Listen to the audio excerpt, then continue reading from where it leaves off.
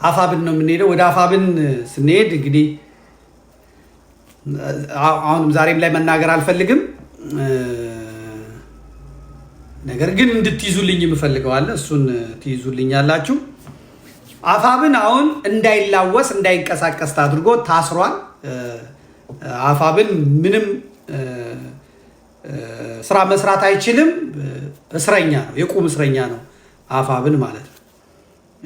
ይሄንን በብዙ መልኩ ማየት እንችላለን። ጎጃም የሚወጡት ቶሎ ቢወጡ ኖሮ ያሉት ልጆች ራሳቸውን አስተካክለው አገልግሎት ይፈጽሙ ነበር። ግን ምንም ማድረግ የማይቻልበት ደረጃ ስለተደረሰ በዛውን ከመመኘት በስተቀር እንዲህ ነው እንዲያ ነው ብዬ ለመናገር እቸገራለሁ ማለት ነው። ከባድ ነገር ነው ያለው። ግን ልጆቹ ደግሞ ለመወጣት በጥሩ ሁኔታ እየተንቀሳቀሱ ነው ያሉት። 99ኛ ክፍለ ጦር ተበትኗል። 88ኛ ክፍለ ጦር ለመበተን ከጫፍ ደርሷል።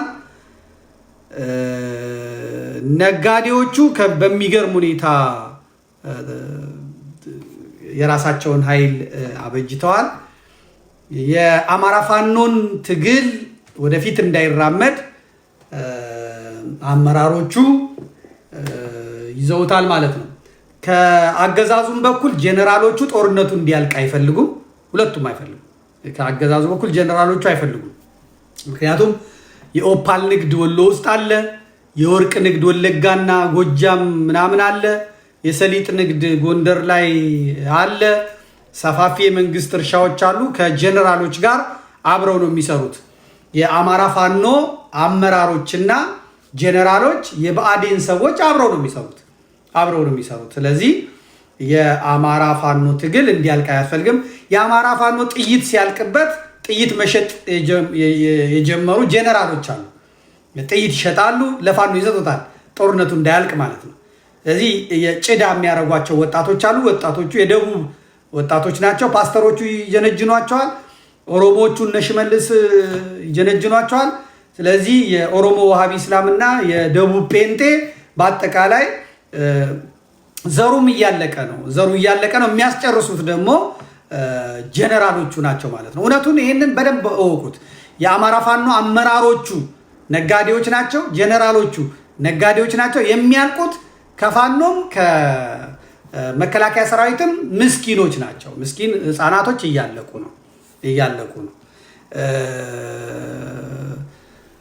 ምክንያቱም ጦርነቱ ቢያልቅ ጀነራሎቹ አካባቢ በወንጀል ይጠየቃሉ።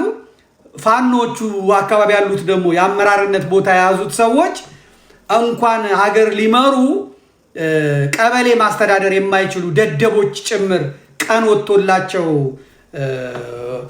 ታጋዮቹን ወደኋላ አስደርገው እነሱ ከፊት የተቀመጡ ስላሉ ይሄ የጦርነቱ ማለቅ የፋኖ ትግል ማለቅ የነሱን እንጀራ ያጨልመዋል። ምክንያቱም አይተው የማያውቁትን ነው የሚያገኙት፣ ሰርተው የማያገኙትን ነው የሚያገኙት። አንድ የፋኖ አለቃ የራሱ ሰራዊት አለው። ጥቁር አስፋልት ላይ ሄዶ 20 መኪና ያዝ ይላል። ከ20 መኪና ላይ 100 ሺህ ብር አምጣ ይላል። በምን ያገኘዋል? ይሄንን በምን ያገኘዋል? በቀን ፍየል እንዴት ነው የሚበላው? አሁን የአስረስን ፎቶ ተመልከቱት። አስረስ ፎቶ ከፊቱ ወድቆ እንደዚህ ወፍሮ ቦርጩ ወድቆ ነው ያለው። እነ ማርሸትን ተመልከቱ። በአረቄ ግብጥብጣቸው ወጥቶ ነው ያለው። ሀብት አከማይተዋል። እንግዲህ ምህረት ከተሰጣቸውና እኛ ጋር ገብታችሁ ትበላላችሁ ካሉ አፍርሰው መሄድ አለባቸው። ሌሎቹ ደግሞ ይህንን አያደርጉም። ስለዚህ የአማራ ፋኖ ትግል በአመራሮቹ ስግብግብነት ምክንያት፣ መሀይምነት ምክንያት፣ ደደብነት ምክንያት ጀግና የሆኑትም አመራሮች እግር ተወርች ታስረው ተቀምጠዋል ማለት ነው። ጸብ በሚሊዮን ነው ጸቡ። 300 ሚሊዮን 400 ሚሊዮን በወርቅ ሽያጭ፣ በኦፓል ሽያጭ፣ በሰሊጥ ሽያጭ፣ በበረሃ እርሻዎች ሽያጭ ነው ጸቡ ማለት ነው። የሚጣሉት ከ10 አይበልጡም። እነሱ የሚያከፋፍሏቸው አሉ። ባዴኖች አሉ፣ ባዴኖች የሚበሉ አሉ፣ ጦርነቱም እንዳያልቅ የሚፈልጉ አሉ። ዋና ከተማ ብቻ እንዳይገቡባቸው እንጂ እዛ ገጠር ውስጥ ሆነው ቤተሰቦቻቸውን የሚጦሩ አሉ። ድሬዳዋ፣ አዋሳና አዲስ አበባ የሪል ስቴት ግንባታ የጀመሩ አሉ። መኪኖች አሉ። የፋኖ ገሌ መኪና ነው ተብሎ ቀረጥ የማይከፈልበት የሚሄድበት አለ። እዚህ የአማራ ፋኖ ትግል ከባድ አጣብቂኝ ውስጥ ነው የገባው። አመራሮቹ የሚያቀርቧቸው ምክንያቶች አሉ። ለምሳሌ በበጋ እንዋጋ ሲል ሰራዊቱ ድሮን አለ፣ በድሮኑ መዋጋት አንችልም፣ ክረምት ይምጣልን ይላሉ። በትዕግስት እየራበው እየጠማው እየቀመለ ፀጉሩ ሸብቶ ፂሙ ጎፍልቶ መከራ አይቶ በቃ የነፃነት ቀኔን አቀርባለሁ ወይ ሞቼ ወይ ገድዬ ብሎ በተስፋ ክረምትን ሲጠባበቅ መሪዎቹ ጀነራሎች የተባሉት መሪዎች ደግሞ ክረምቱ ሲመጣ ወንዝ ሞልቷል፣ መሻገር አንችልም፣ ጥቅምት ይምጣ ወንዙ ሲበርድ ይላሉ። ጥቅምት ሲመጣ ደግሞ አሁንማ በጋ እየመጣ ነው፣ በቃ ክረምቱ ይምጣ እንደምንም ተሰባስበን በክረምት ይላሉ። ፋኖ እየተበተነ ነው በሄድ ከዛ እየወጣ ሌላ ቦታ ራሱን እያደራጀ ነው። የሚያስጠላ ነገር ነው ያለው። የጥናት አድርገናል። እንግዲህ ጥናቱን ሊቃውንተ ኢትዮጵያ ጉባኤ ላይ ተነስቶ ነበረ። የሳምንታዊ መድረክ ላይ ኃላፊነት የተሰጠን ሰዎች አለን። ከፋኖ ጋር ባለን ኮኔክሽን መሬት ላይ ቃለ መጠይቆችን አውርደን እነዛን ቃለ መጠይቆች ከበተን በኋላ ጥያቄዎች ጠይቀናል። ያንን በርዕሰ አንቀጽ መልክ ይቅረብ ብለዋል። እኔ ያገኘሁትን እሁድ ዕለት ለሙከራ ህዝቡ እንዲሰማው አቅርቤ ነበር። የአንድ ቦታ ብቻ የምስራቁን ሳልነካ የሰሜኑን ሳልነካ የምኑን ሳልነካ አምጥቼ ነበረ። የእሁዱን ግብረ መልስ አይታችሁታል። ከዛ በኋላ እንግዲህ ጎንደር አለ፣ የወሎ አለ፣ የሸዋ አለ። እነዚህ ሁላ ሰሞኑን ይቀርባሉ ማለት ነው እና የሊቃውንተ ጉባኤው ያንን አቅርቤለታለሁ። በጥናት በሪሰርች የተሰራ በስም በቦታ በፎቶ በባንክ አካውንቶች በምኖች የቀረበውን ጨምቄ ሰጥቻቸዋለሁ። በጣም ነው የተደነቁት። ኃላፊነት ለመጀመሪያ ጊዜ ሲሰጠኝ ያንን አርጌዋለሁ። በጣም ቆንጆ ነው። አፋብን እንደ ተቋም እንዳይቆምና ጠንካራ ያልሆነው በማን ምክንያት ነው ተብሏል። ስም ተጠቅሷል። በማን ምክንያት እንደሆነ የአፋብን አፍራሾች ሆነው የሚቀጥሉት ከግለሰብም ከክፍለ ሀገርም እነማን ናቸው የሚለውን መጠይቅ አቅርበናል። በአራቱም አቅጣጫ ያሉት በአንድ ቃል ነው የሚናገሩት። ወታደራዊ ክንፉ ውጤታማ እንዳይሆን ጠርንፎ የያዘው ማን ነው የሚለውን መጠይቅ አቅርበናል። ያንን በሚገባ ሰብስበው ይዘውናል፣ ነግረውናል። የአማራ ፋኖ ቀድሞ 4 ኪሎ እንዳይገባ የሆነ ሸፍጥ እንዳለ ነው አሁን ከውይይቶቹ እየሰማሁ ያለሁት፣ ከመሬት ካሉት ማለት ነው። ምናልባትም የአማራ ፋኖ ከወዲሁ ነቅቶ ራሱን ከሸፍጠኛ አመራሮች ገላግሎ ነፃ ወጥቶ የራሱን ኃይል አቋቁሞ ካልወጣ በስተቀር ወያኔ ለዘመናት ያዳበሩትን ዓለም አቀፋዊ ሸፍጥ በመጠቀም በ1983 ዓመተ ምህረት ከኦነግ ጋር ተዋግተው ገብተው ኦነግን ሴራ ሰርተው ከካምፑ ሳይወጣ አፈር ደች ያብልተው ኦነግን ድራሹን እንዳጠፉት አሁንም የፋኖ አመራር ሆነው ወያኔ አገንግና ወያኔ ኃይል ይዛ ወያኔ አዲስ አበባ ያሉት እነጌታቸው አብይን ገለው ትግራይ ያሉት ተሻግረው በአፋር በምን መጥተው መንግስት እስኪመሰርቱና ከዛ ይሄንን የአማራ ፋኖ ጦር እዛው በገባበት ገደል ግባ ብለው ልክ እንደ እስክንድር እንዳሉት እስከ ኮተቤ ድረስ አምጥተውት ከዛ በኋላ ፋኖ ወደ ግብርናው ይመለሳል እንዳሉት ምናልባትም ስልጣኑን ሊነጥቁት ይመስለኛል። ምክንያቱም አንዳንድ ፋኖች እየነገሩኝ ነው። በዚህ በሰሜን አካባቢ በራያ አካባቢ ያሉት የቲዲኤፍ ሰራዊት የሚባሉት የወያኔ እንትኖች እየተናገሩ ነው። ይህንን አማራን የምንፈልገው እስከ ቤተ መንግስት ነው እንጂ ከዛ በኋላ ምን አባቱ እያሉ ነው። እና ይህንን የሚያሳልጡ አመራሮች አሉ። ሽባ አድርገውታል። መንቀሳቀስ አይችልም፣ ምን ማለት አይችልም። ሽባ አድርገውታል። ስለዚህ ይሄ በጣም የሚጠረጥሩት እውነቱም ደግሞ ይሄ ነው ማለት ነው።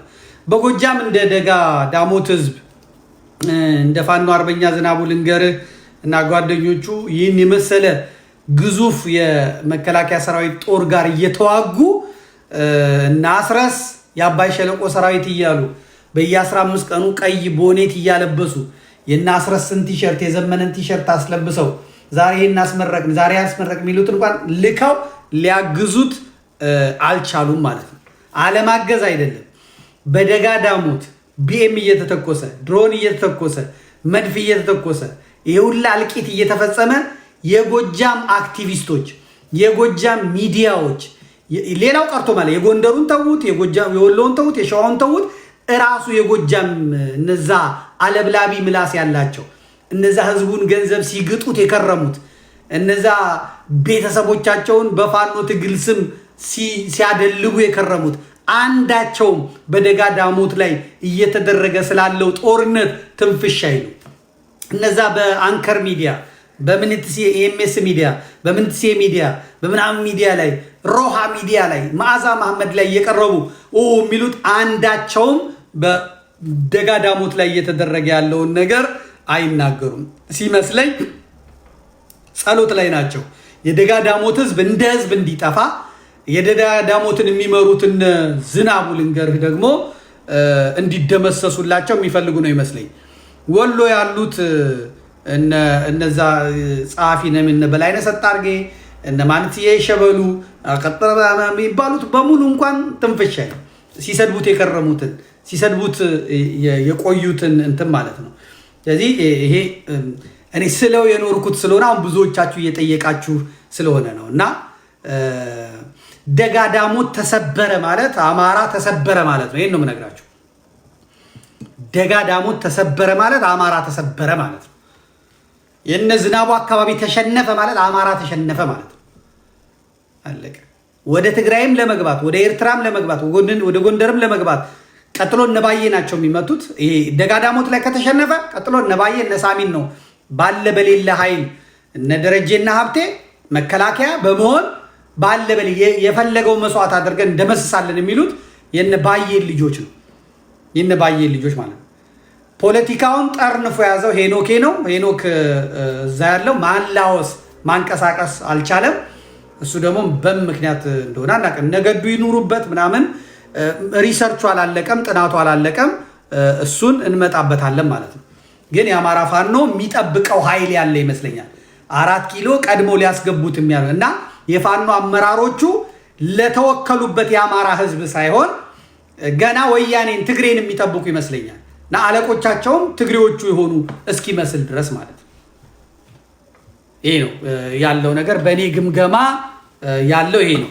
ተመልከቱ። እነዛ ሁሉ ዋይ ዋይ ሲሉ የነበሩ ጎጃሚዎች አንዳቸውም የሉ። እንትና ትጽፋለች ብዬ ነበር የምጠብቀው ቤተልሔም አልማዝ ባለጭራ ሁልጊዜ ዩቲዩብ ቲክቶኳን ግቡና ተመልከቱት የምትለጥፈው ላይ እና እኔን ሃሽታግ ታደርግና እኔ ጋር ዘመድኩን በቀለ ብላ ነው የምጽፈው። የሆነ ጥቂትዬ አሳ ነገር ስትበላም ስጋ ነገር ስትበላም የሆነች አሸዋ ዳር ተቀምጣም የሆነ ወንዘር ዳር ተቀምጣም ዘመድኩን ካላየልኝ ነው የምትለው። የሚገርም ይሄ ደግሞ ምን ለጠፈ እችላለሁ ይመጣልኛል። እና ሳያ ያው ይሄ እንግዲህ እንደነገርኳችሁ ፊልተር አለ፣ የዚህ ሴት የሚያስመስል ፊልተር አለ እና እነሱ እንኳን ጭጭን ያሉት በቃ አለቀ። ያው ዝናቡን ሲዘንቡበት ዝናቡን ሲያሟርቱበት ስለከረሙ ይመስለኛል ይሄ የምስራቅ ጎጃሙ የአባይ ሸለቆ ቡድን እንኳን ጎንደር ሊረዳው ራሱ ጎጃም አልረዳውም። ማገዙ እንኳን ቢቀር እንዳልኳችሁ ሁሉ ፈሰማይ ግሪሳ የጎጃም አክቲቪስት ቲክቶከራም ፌስቡከራም ቴሌግራመሩ ማለት ነው እና ዩቲዩበር ኡጋንዳ እዛ አሜሪካ እና ካናዳ እዚህ አውሮፓም የተቀመጠው መንጋ ሁሉ በቃ ትንፍሽ አይልም ማለት ነው። ምንም ነገር ግን ሁሌ የምነግራችሁ ነገር አለ። የአማራ ትግል አይቆምም። የሚወጡ አሉ። ሰሞኑን መዝግቡልኝ የሚወጡ አሉ። አይቆዩም። የሚወጡትም ይገደላሉ፣ ይሞታሉ። ወይ መንግስት ይገላቸዋል፣ ወይ ራሱ ፋኖ ይገላቸዋል። ዘርፎ የወጣ ነው። ስንት ቤተሰቡ ያለቀበታል፣ ወንድሙ ያለቀበታል። እናት ጉድጓድ ብትገባ አታመልጥ። እናት ጉድጓድ አታመልጥ። ደም ተቃብቷል። አሁን ደም የተቃባውን ደግሞ ልትመልሰው አትችልም። ብዙ ነገር አጥቷል። ብዙ ነገር ጠፍቶበታል። ትምህርት ወደኋላ ከቀረ ረጅም ጊዜ ነው። በአማራ ክልል ትምህርት የለም፣ ንግድ የለም፣ ህይወት የሚባል መሯል። ይህን ትግል ሽጠህ ይህን ትግል ተደራድረህ ለወያኔም ሽጠው ለብልጽግናም ሽጠው አትኖራትም። ምነግርህ እውነቱን ስንነጋገር አትኖሯትም ነው የምልህ። የሚጠበቀው ግን እንደሱ ነው ይመስለኝ። ወያኔን ነው የሚጠብቁት። ወያኔ የምትላቸውን ለመስማት ነው እየጠበቁ ያሉት ብዬ ነው የምጠብቀው። ዲቴሉን እንግዲህ አሁን አልነግራችሁም፣ ግን በርዕሰ አንቀጽ ይቅረብ ተብሏል። ያንን በርዕሰ አንቀጽ መልክ አቀርብላችኋለሁ። የምታደርጉትን ምንም የምታመጡት ነገር የለም። ቢሆንም ግን ለታሪክ እንዲቀመጥ ማድረግ ያስፈልጋል ማለት ነው። ግን የዳሞት ህዝብ የሚመሰገን ነው። ያለቀው ሰራዊት አይደለም፣ እግዚአብሔር በሚያውቀው ማለት ነው። ሬሳ መለጠፉ አሁን ለጥፍላችኋለሁ ከፈለጋችሁ። ግን የመከላከያ ሬሳ የራስ ወገን ሬሳ ነው። ይህን የሚያደርጉት ጀነራሎቹ ናቸው። ነገርኳቸው። አሁን ጀነራል ብርሃኑ በቀለ የሚባለው ይዟቸው የሚተኛቸውን ወጣት ሴቶች ለሴቶቹ ስለማዝን በአንድ ቀን ይገሏቸዋል ብዬ ነው እንጂ ልጃገረድ ሴቶችን እንዴት ያሉበትን እኔ በጣም ነው ማዝነው። በጣም ሽመልስን እየሰማችሁት ነው። ሽመልስ አብዲሳ እያለ ያለው ኦሮሞ ላይ ነው የተነሱት። የኢትዮጵያ መንግስት ላይ አይደለም ተመልከት የሚለው እንደ ኢትዮጵያ እያሰቡ ኢትዮጵያ ነው የምናስተዳድረው ብለው ኦሮሞ ላይ ነው የተነሱት። ትግሬና አማራ አንድ ላይ ሆነ ኦሮሞን ሊያጠፉ ነው፣ ራሱን እንደ ኦሮሞ አድርጎ ማለት ነው። እንትና ደግሞ ሸኔ ደግሞ ከነሱ ጋር የሚሰራ ከሆነ ጠላት ነው፣ የኦሮሞ ጠላት ነው ምናምን ብለው ከዚህ በላይ ደደብ ትርክት እናስተካክል እያሉ እዛ ቁጭ ብለው በዘር አቧድ ነው እንትን ሊሉ። ግን አማራ የህልውና ጉዳይ ነው የገጠመው። ትግሬዎቹም ከዚህ በላይ ምንም ኖሩም ሞቱም አንድ ነው። አሁን ለትግሬዎቹ ማለት ነው ምን እንዳይቀርበት መድኃኒት ካልገባለት ደሞዝ ካልበላ 2 ዓመት ደሞዝ ከልክለው፣ ትራንስፖርት ከልክለው፣ መድኃኒት ከልክለው፣ ሸቀጥ ከልክለው ኖረ አልኖረ ሞተ አልሞተ ምን አገባው? እየተዋጋ ያገኘውን እየበላ የሰርቫይቫል ነው የህልውና ጉዳይ የመኖር ጉዳይ ነው። በአራት አቅጣጫ በር ዘግተህበት ከዛ በተረፈ ቁጭ ብለህ ስለ ሰላም ትሰብከዋለህ። ማዳመጫ የራበው ሰው ምኑ ነው ሰላም የሚያዳምጥ? ሞትን የተጸየፈ ሰው ያሸንፋል። በቃ አለቀ። እነ ሽመልስ እነ አብይ አህመድ ስለ ልማት ነው፣ ስለ ውበት ነው የሚያስቡት፣ ስለ ቁንጣን ነው የሚያስቡት፣ ስለ ጥጋብ ነው የሚያስቡት። የት ሄደው እንደሚተፉት የት ሄደው እንደሚያስታውኩት ነው የሚያስቡት። መኖር ይጓጓሉ። የዘረፉትን ብር መብላት ይፈልጋሉ፣ መዝናናት ይፈልጋሉ፣ ክብር ይፈልጋሉ፣ መኖር ይፈልጋሉ። ትግሬና አማራ ግን አሁን መኖር አይፈልግም። ኖሮም ሞት ነው፣ ተዋግቶም ሞት ነው። ትግሬዎቹ በሽማግሌ መሪዎቻቸው እንኳን ይኸው ዓለም አቀፍ ስራ እየሰሩ ነው፣ ልምዳቸውን እየተጠቀሙ ነው። የአማራ መሪዎች ግን የሉ። ዘመነ ካሴ ጎጃም ለህይወቱ ሰብቶ አንዴ መቀሌ አንዴ ሱዳን ነው የሚሄደው እና ሱዳን ሆኖ እንዴት ነው የአራቱንም አቅጣጫ እዝ የሚመራው? ወታደራዊ እውቀትም ያስፈልጋል፣ ወታደራዊ እውቅናም ያስፈልጋል። ዝም ብሎ ወታደር እያስመረቁ ሾው እያሳዩ መቀመጥ አይደለም። አመራር ያልቻለ ሰው ደግሞ ለአመራር ለሚችል መስጠት ነው። ፋኖቹ እርምጃ መውሰድ አለባቸው። ሌባው ላይ፣ ዘራፊው ላይ፣ የወርቅ ንግድ ላይ የተሰማራው ላይ፣ ቤተሰቡን ህይወት እየለወጠ ያለው ላይ እርምጃ መውሰድ አለበት። እርምጃ ወስደው ኩዴታ ፈጽመው እሳት ለብሰው ህዝባዊ አድርገው ካልመጡ በስተቀር የአማራ ፋኖን ትግል ምንም ተስፋ እንዳታደርጉበት። ይኸው ነገርኳችሁ። ምንም ተስፋ እንዳታደርጉ። አመራሮቹ ቦርጫም ሆነውበታል። ታጋዩ አመዳም ሆኖበታል። አሁን ዜና እስቲ ተመልከቱ። ዜና የታጋይ ከሌ ሚስት መንግስት በቁጥጥር ስር አረጋት ሲባል ከነ ልጇ ነው የምትሄደው። ልጇ ስንት ዓመቱ ነው? 4 ወሩ ነው። 4 ወሩ ጫካ ገባ ከተባለ ስንት ዓመቱ ነው? 3ኛ ዓመቱ መጣ። እሱ የዛሬ 4 ወር መጥቶ እዚህ ከሚስቱ ተኝቷል ማለት ነው። ደግድኮ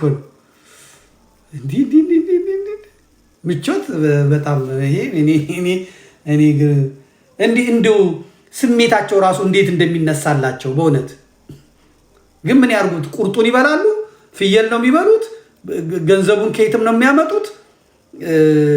የት ይጥፉት? ስሜታቸው እንደ አክሱም ሐውልት ቀጥ ብሎ በሳት አደጋም በምንም እንዴት ተደርገው ታጋይ ቅጠል እየበላ ታጋይ እየጾመ ታጋይ እየጸለየ ታጋይ ተስፋ አድርጎ እነዚህ ተስፋቸውን በሙሉ አድርገው አራስ ባራስ። አሁን ደግሞ የሰማሁት ታጋዮቹ ነፃ ባወጡት ቀጠና ሚስት እያገቡ ነው፣ እያስረገዙ ነው። ድል ባለ ሰርግ እያገቡ ነው። ከድርጅቱ ወጪ ተደርጎ ዘመድ እየተጠራ ከአዲስ አበባ ከምናምን የከሌ ክፍለ ጦር መሪ እያገባ ማለት ነው። እነሱ ተመችቷቸዋል። ህዝቡ መከራ አብልተውት ህዝቡን ፍዳ ውስጥ ከተውት እነሱ ተመችቷቸዋል። ስለዚህ ህዝብና እታች ያለው ፋኖ ተነጋግሮ ይሄን ግሪሳ፣ ይሄን ዘማዊ፣ ይሄን ጋለሞታ፣ ይሄንን በአዴን እሬቻውን ካላበላው ጠላቴ እሱ ነው ብሎ አመራሮቹ ላይ ካልዘመተ በስተቀር የለም። አሁን ስሜነህ የሚባለውን አሁን በቀደም ያዙት፣ አሰሩት። ስሜነህን አሰሩት። እንግዲህ በ300 ሚሊዮን ብር ነው ያሰሩት። ከዛስ አጉረመረሙ። ታች ያሉት ምናምን አጉረመረሙ። ጥይቱን ላይ ሊታኮሱ ፍቱት ባስቸኳይ። ለምን? ስሜነህ ያን ብር ብቻውን አልበላውም፣ ሰጥቷቸዋል። ስለዚህ በአማራ በጎጃም ምድር ጋንግስተር ተፈጥሯል ማለት ነው። አሁን እንደኔ የሚነግራችሁ የለም። እውነቱን ነው የምነግራችሁ። እውነቱ ይሄ ስሜነህ ማለት እንግዲህ ከዘመነና ከአስረስ ጋር አፋብን ሲመሰረት ቋራ የሄደው ልጅ ማለት ነው። ከዛ ከተሰማ ካሳሁን ጋር ሲያወራ የነበረው እንደዚህ አድርጉት፣ ክረምቱ እንዲያልፍ አድርጉ፣ 6 ወር እንታይ በሉ፣ እኛ ካልመራ ነው ምናምን። ፓስተር ካሳሁን ተሰማ ከእሱ ጋር ሲነጋገር የነበረው ኧረ እንደዚህ ነው በቃ እንደዚህ አፍርሳችሁ ነው ምናምን ብሎ ሲል የነበረው 3 ሆኖ ነው የሄዱት። 3ኛው ስሜነህ ማለት ነው። ያው አስረውት አሁን ትላንት ምናምን ፈቱት። ምንም ማድረግ አልቻሉ፣ ፈቱት። አለቀ። ስለዚህ ባንካቸው የሚገርም ነው። የባንክ ገንዘባቸውን ብትመለከቱ ትገረማላችሁ። በየቤቱ ያስቀመጡት ትገረማላችሁ። ህዝቡን በአጽሙ አስቀርተውታል። በአጽሙ ተራው ታጋይ መዋጋት የሚፈልገው ታጋይ ደግሞ የሚገባበት አጥቷል። አሁን ደግሞ እርስ በርስ እያነሳሳቸው ነው። ብልጠትም አለ። ጎንደሬዎቹ ሸዋ አምጥተው በእስክንድር በኩል አድርገው ምናምን ይዘውት ነበረ። አሁን ሲነቁ የጎንደሮቹን ሲያዩ ምን ሲሉ ሸዋዎቹ ሸዋ ውስጥ ያሉትን የጦር አዛዥ ጎንደሬዎች በሙሉ ሰብስበው እያሰሩ እነ ቢራራ ታስረዋል። ማንትስ ቢራራ የሚባለውን አስሮታል። እነ መከታው እና አበበጢሞ ሌባ መስላል ብለው ጥፋ ከዚህ ብለው እነ ሙሉቀን ቢራራን ታውቁታላችሁ። አስረውታል። እነሱ ጎንደሬዎቹ እነ አያሌው መንበር እነ ሀብቴ ወልዴ እነማ ብልጠታቸው ይሄ ስኳዱ ሸዋ ቀድሞ የሚገባ ከሆነ የኛ ጦር እዚህ ይሁንና ስራ ይስራ ብለው ነበረ። እነ መከታውና እነ አማን እንደዚህማ ብሎ ነገር የለም ብለው ጎንደሬ በእኛ ውስጥ አያገባውም ብለው ሙሉቀን ቢራራን አስረውታል ማለት ነው። ሌሎችም ፋኖች የጀመሩት እንቅስቃሴ አለ።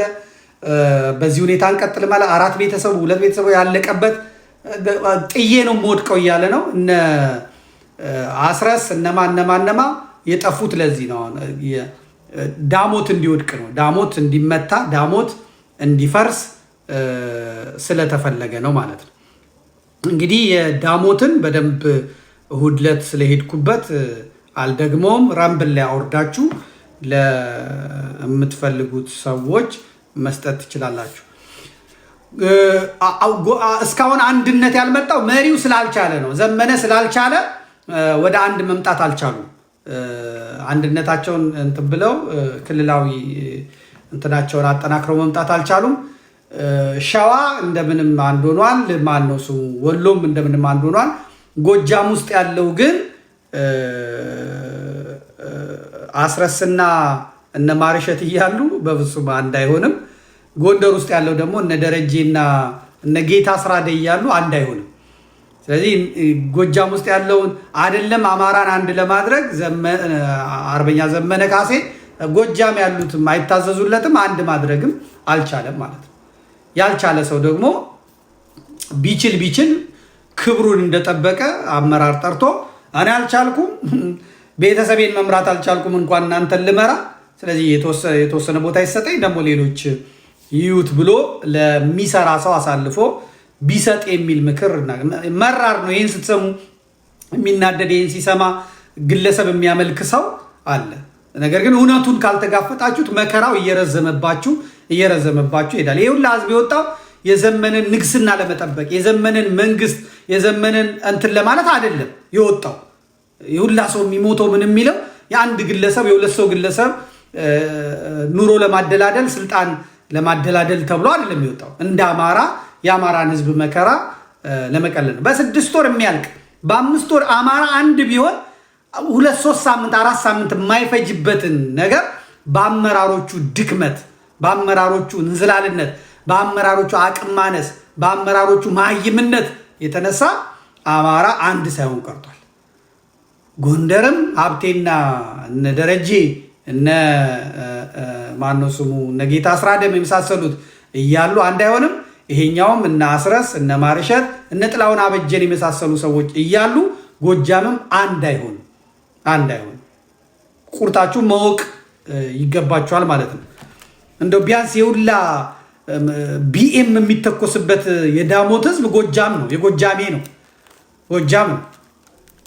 እንዴት ሁለት መስመር መጻፍ ያቅተዋል? እንዴት እየየ ማለት ያቅተዋል? ያሁላ እንትን የጠፋ እና ምን ታዘባችሁ? ራሳችሁ ምን ታዘባችሁ?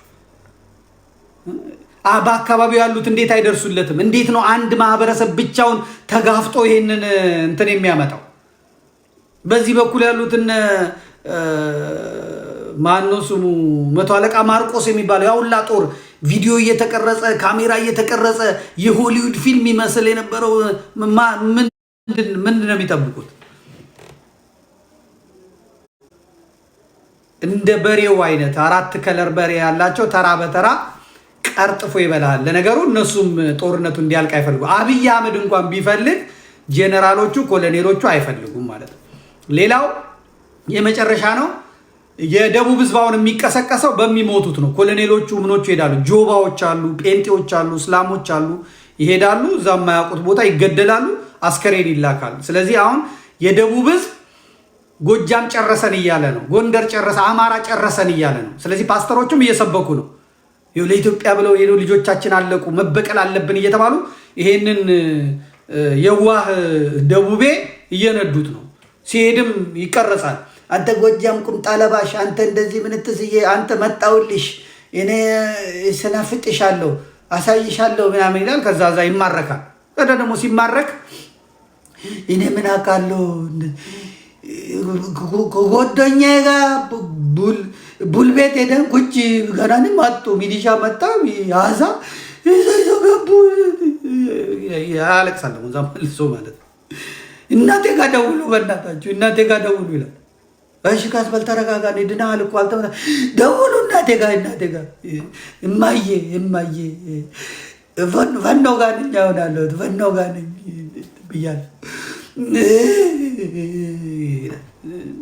ዘለመተ ማለቃቀስ ጥሩ አይደለም። ስለዚህ እኔ ደግሞ የምለው እነዚህን በተለይ ቲክቶክ ላይ የወጡ እንትን የሚሉትን በደንብ መቅጣት ያስፈልጋል ባይ ነኝ። ትውልድ ነገድ እየሰደቡ ይሄ እንግዲህ የተሞሉት ነው። መከላከያው የተሞላው ደቡቦች እያለቁ ነው። ኮሎኔሉ እያለቀ ነው። ሻለቃው እያለቀ ነው። ለአሰሳ ብሎ የተላካውን በቀደም ፉትን ያደረጉት አስከሬኑ ተከምሮ እርሻው ተበላሸ፣ በደም ጨቀየ። ከዛ እነሱ ደግሞ በመድፍ የገበሬ ቤት ከብቱን ምኑን ይደበድቡታል። ምክንያቱም አማራን ማድቀቅ ነው ተልእኮ ይዘው የመጡት ማለት ነው። ይህ እንኳን የማይሰማቸው አመራሮች ይሁን ለአማራ እያለቀ የማይሰማቸው አመራሮች እነ ዘመነ እነ አስረስ እነ ደረጀ እነ የማይሰማቸው ደፍራችሁ ካልተነጋገራችሁ እንዴት ይሆናል? በድፍረት ካልተወያያችሁ እንዴት ይሆናል? ካልተጋፈጣችሁት እንዴት ይሆናል? ንገሩኝ። እኔ ዝም ማለት እችላለሁ። እግዚአብሔር ምስክሬ፣ ዝም ማለት እችላለሁ። አያገባኝም። በቃ ጸጥ ማለት እችላለሁ። ግን ህዝቡ ያሳዝነኛል። የሚደርሰኝ መረጃ የማየው ነገር ያሳዝነኛል።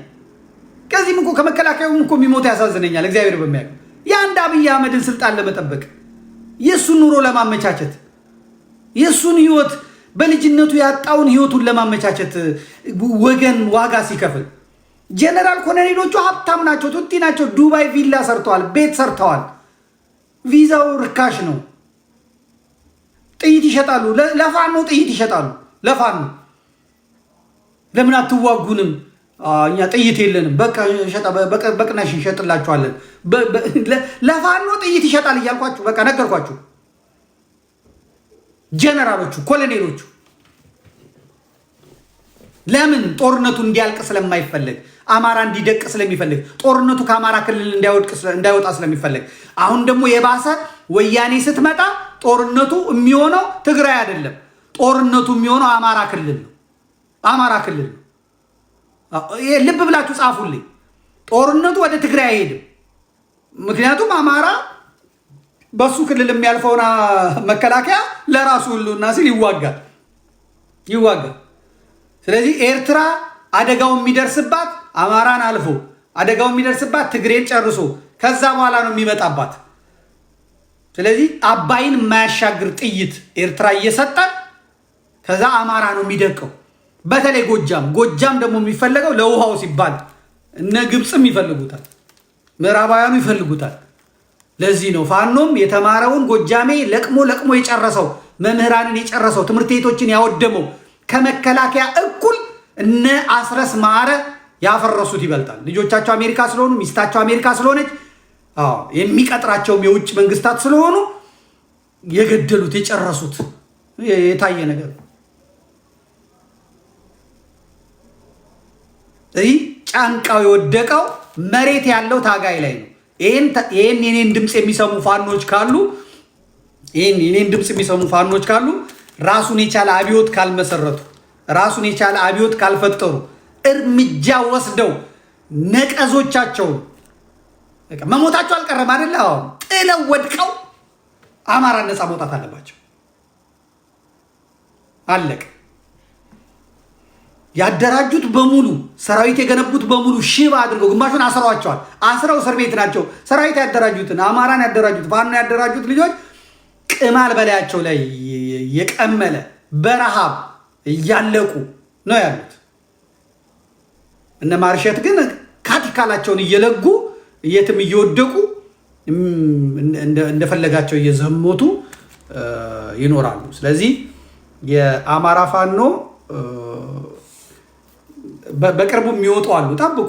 ያልኳችሁ በሙሉ ተፈጽሟል አይደል? በቅርቡ የሚወጡ አሉ። አሁን አልያዝ ስላሉ ነው። የነ ባዬ ቡድን እጅ አልሰጥ ስላለ ትንኮሳውን በሙሉ ስለተወ።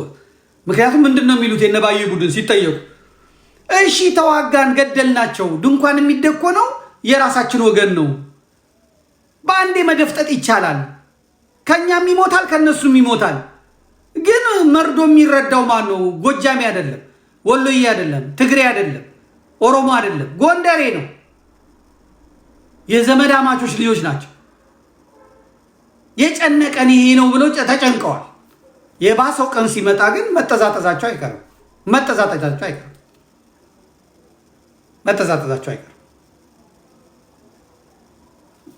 ስለዚህ ከወዲሁ እርምጃ ቢወሰድና ወደ እንትን ቢኬድ ጥሩ ነው የሚል ግምት ነው ያለኝ። ሰፊና ዝርዝሩን በርዕሰ አንቀጽ መልክ እንመጣበታለን። የዛሬው መርሃ ግብራችን ይህንን ይመስል ነበረ። ላይጥማችሁ ይችላል። ምንም ልረዳችሁ አልችልም፣ እንትን አልልም። ግን መከራው በየቤቱ እየገባ ስለሆነ ባዝንም ደስ እያለኝ ነው። እኩል የሚያደርገው ህዝቡን መከራው ነው። አሁን ቅድም ኃይሌን እያየሁት ነው። ኃይሌ ሲል አይቼዋለሁ። እንደ ኃይሌ ሀብታም የለም፣ እንደ ኃይሌ ህንፃ ያለው የለም፣ እንደ ኃይሌ ምናምን ያለው የለም። ኃይሌ እላይ ማልቀስ ከጀመረ ሌላውን ደግሞ በቤቱ ማየት ነው። እና አብይ አህመድ ሆይ የምለው እኔ እና ብልጽግናን የምለው መከራውን በሁሉም ቤት አስገቡት። ሁሉም ቁስሉ ይሰማው፣ ሁሉም ህመሙ ይመመው፣ ሁሉም ይራብ፣ ሁሉም ይጠማ፣ ሁሉም ይቸገር በሉት፣ ቀጥቅጡት፣ እኩል አድርጉት። ሁሉ እኩል እኩል እኩል እኩል እኩል እኩል እኩል እኩል አድርጉት።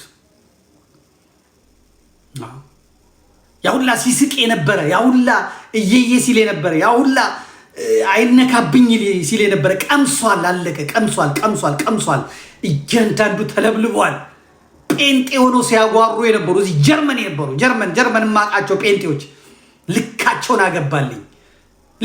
ልክ አገባልኝ። የምሰማው ሁላ ሰው እንደዚህ በሰው እንትን አይደለም። እኔ ግን እንዴት አይነት እርካታ ላይ እንዳለው አለቀ። በዛ በሞተው ህዝብ ያላገጠ፣ በዛ በተቸገረ ህዝብ ያላገጠ፣ በዛ በተፈናቀለ ህዝብ ያላገጠ ቀን አይመጣ መስሏቸው ያላገጡ ይቅመሱት።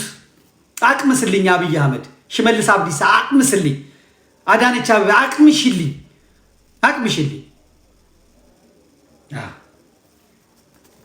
አቅምሽ ይሄ በደንብ መታየት አለ። ከመስከረም ጀምሮ ደግሞ ይብሳል። ከረሃቡ ጋር ተደምሮ ከምኑ ጋር ተደምሮ ይብሳል። ዋይ ትላለ። በጊንጣ በእባብ ነው የሚገርፍህ። እያየሁ ነው፣ እየጻፋችሁልኝ ነው፣ እየሰማው ነው። ምን ይሻላል? ወደ ላይ ነው የሚሄደው። ገና ስትጽፍልኝ ማን ነው ይሄ ብዬ ወደ ላይ ነው የሚሄደው። ሁለት ዞር ስል እናት አፈርት ብላ እናት አንተ ምንጥስዬ ጌታ እንደዚህ አድርግ ምናምን ስትለኝ የነበረው አሁን ደም እያለቀስክ ነው። ገና ደም እንባ ታለቅሳለህ። ተቅበዝባዥ ትሆናለህ። ያከነሞፈሩ ገበሬው በእርሻ መሬቱ ላይ የታረደው በሱ የሳክ ሆዷ ተቀዶ ጽንሷ ሲበላ የሳክ ገና ስቅብሃለሁ። የአሞራ ሲሳይ ትሆናለህ። በከተማ ውስጥ ሆነ ዋይ ትላለህ። የመከራ ድንኳን ከቤትህ አይነቀልም። ምነግርህ የለም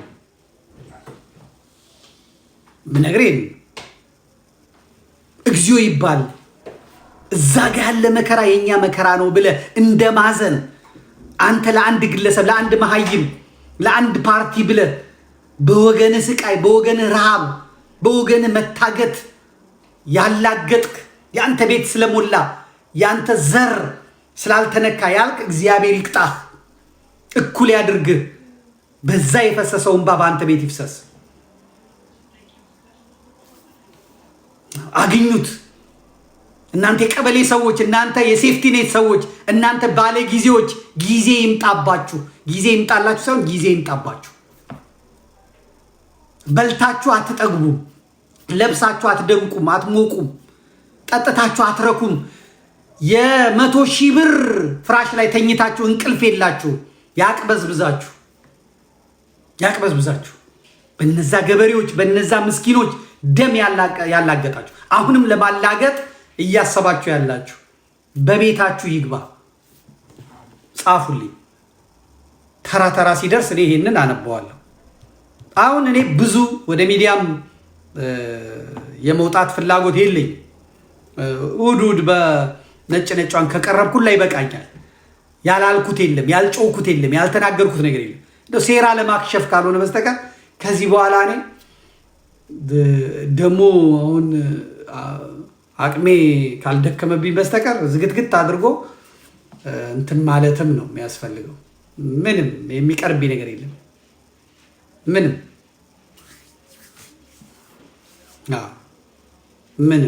እያየሁት ሁሉ ነገር ሆኗል።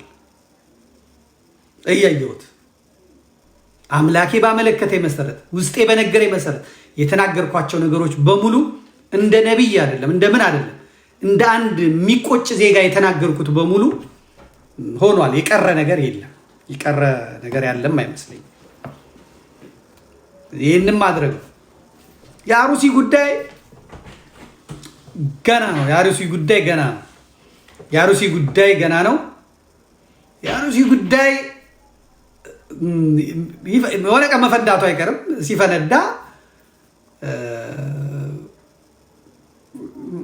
ከባድ ነገር ሊኖር ይችላል። ግን አሁን ባለው ሁኔታ ደግሞ ማወራበት አይደለም። የአሩሲ ጉዳይ አላወራበትም። ወደፊት እናየዋለን። አሁን እንደዚህ ነው እንደዚህ ምንም አላወራም። ግድ የለም። ሰሞኑንም ለማስወራት ነበረ ከፓርላማው እንዳለቀ የሞተው ይሄን ሰው ነው ሃይማኖት ያታስመስሉት ምናምን ብሎ መብራት አጥፍቶ ምናምን ይገባ ተንፍሽ አላልኩም እንደፈለገ። ነገር ግን የአሩሲ ጉዳይም በቀደመው መንገድ አይቀጥልም። ጭራሽ ለማበሳጨት እንድንናገርበት ነበረ የአሩሲውን ዋና ጨፍጫፊ ሽመልስ አብዲሳ ቁጥር 1 ተሸላሚ አድርጎ በኦሮሚያ የሸለመው። ትንፍሽ አላልኩም። እኔ ማንም አጀንዳ አንቀበልም ብለናል። ግን የአሩሲን ጉዳይ እንዲህ ደም ፈሶ አይቀርም። የአማራ ደም ፈሶ፣ የኦርቶዶክስ ደም ፈሶ፣ የኦርቶዶክስ ኦሮሞዎች ደም ፈሶ አይቀርም። ደም ፈሶ አይቀርም። እነግርሃለሁ። የሆነ ትውልድ ይመጣል፣ ይበቀላል። የበቀል ሰይፉ ዝግጁ ነው። በከንቱ የሁላ ህዝብ አልቆ አይቀርም። አንተም አትኖርበትም።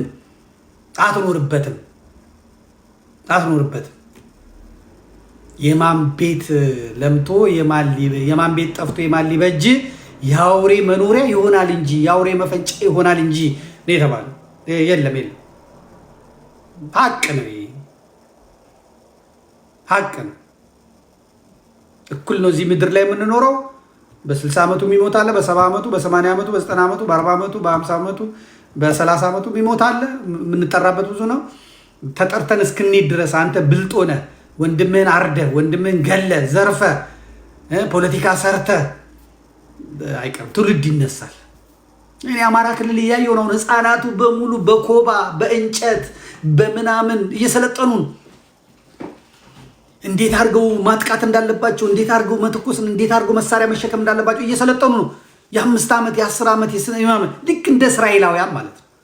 ልክ ቪዲዮዎችን እያየሁ ልክ እንደ እስራኤላውያን ትምህርት ስለሌለ ምናምን በደንብ ደግሞ መንገር ማን ጠላታቸው እንደሆነ ማን እንዳረዳቸው መንገር ከነስም ጭምር እከሌ እንዲህ ብሎ እከሌ እንዲህ ብሎ እከሌ እንዲህ አድርጎ ብሎ መንገር ልክ እንደ እስራኤላውያን አንጾ ማሳር ዘራቸው እንዳይጠፋ ማድረግ ያለባቸውን መንገር፣ ሃይማኖታቸው ባህላቸው እንዳይጠፋ መንገር፣ ማሳደግ፣ ህፃናቱን በዛ መንገድ ማሳደግ። እያታለልክ አይኖርም፣ እያታለልክ አይሆንም። ትውልዱን በፕሮፓጋንዳ ትውልዱን በሰበካ ትውልዱን በምናምን ማቆም አትችልም። ሀቅ እያስተማረው ነው፣ እውነት እያስተማረው ነው። መሬት ላይ ያለው ቀን ከሌሊት በየቀኑ የሚገጥመው ነገር እያስተማረው ነው። በደንብ አስቀምጡለት። ብሽሽቁን ለአማራ ልጆች ለአማራ ህፃናት አሳዩቸው። በአዲስ ዘመን በኢቢሲ የሚተላለፈውን አሳዩቸው። የኦሮሞን ተመልከት፣ ልማቱን ተመልከት፣ ግንባታውን ተመልከት፣ ትምህርት ቤቱን። እናንተ የማትማሩት እናንተ የሚገሯቸው ቂም በቀል እያሳያቸው አስተምሯቸው። ማብሸቅ አይደል የያዘው ኦሮሞ፣ ማብሸቅ አይደል የያዙት እነ ሽመልስ፣ ማብሸቅ አይደል የያዙት ሌላውን ክልል አሳዩቸው። ለደቡቡ ህፃን አስተምሩት። ኦሮሞ እንዲሆነው በዚህ ምክንያት ነው። መሪዎቹ እንዲህ ስለሆኑ ነው። እነ ሽመልስ እና አብይ አህመድ እና አዳነች አቤቤ እንዲህ ስላደረጉ ነው። ያንተን የሚያወድሙት ለዚህ ነው። የሚመጡት ጀነራሎች ሃይማኖታቸው ይሄ ነው፣ ዘራቸው ይሄ ነው፣ የሚጠሉ ለዚህ ነው። አንተ እንዲህ ስላረክ ነው ብለው ለህፃናቱ አሁን ትምህርት ስለሌለ በደንብ ቤት ያለው ሰው ማስተማር አለበት።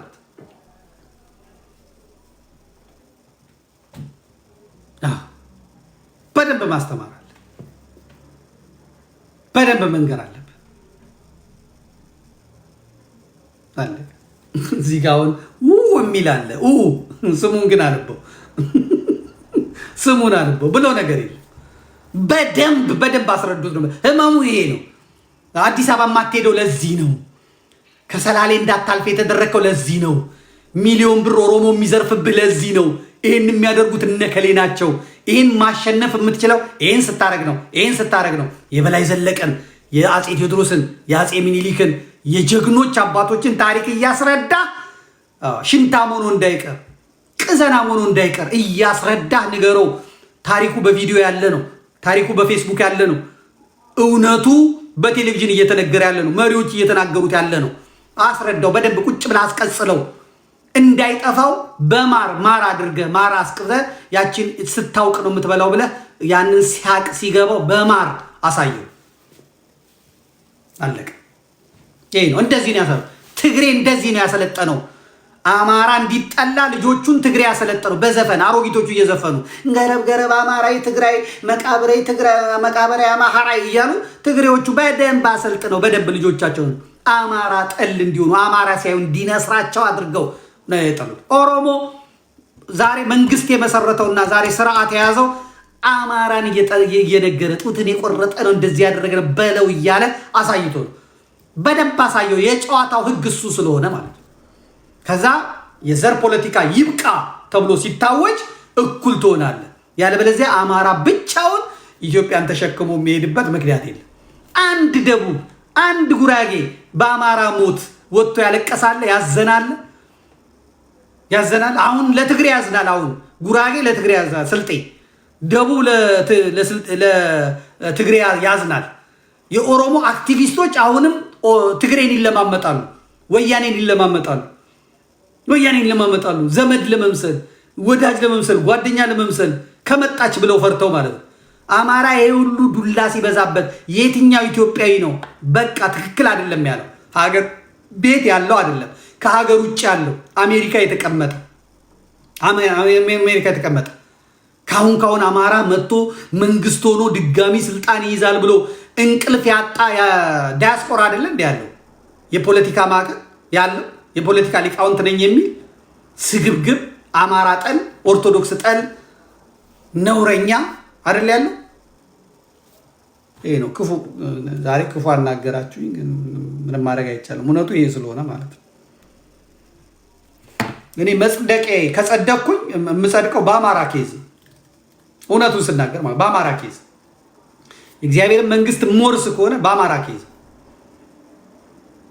በቃ በአማራ ኬዝ ነው። አማራ አይደለሁም ግን በአማራ ኬዝ ነው እኔ እግዚአብሔር መንግስቱን ከከፈተልኝ። ምክንያቱም ድምፅ ላጡ ሰዎች ድምፅ መሆንን የሚያክል ነገር የለም። የማንም ልቅምቅም ተነስቶ ያን የተከበረ ህዝብ በዚህ መጣ። ሁሌ እንደምነግራችሁ ከአማራ የሚገኝ ነገር እንዳታስቡ። ለአማራ በመቆም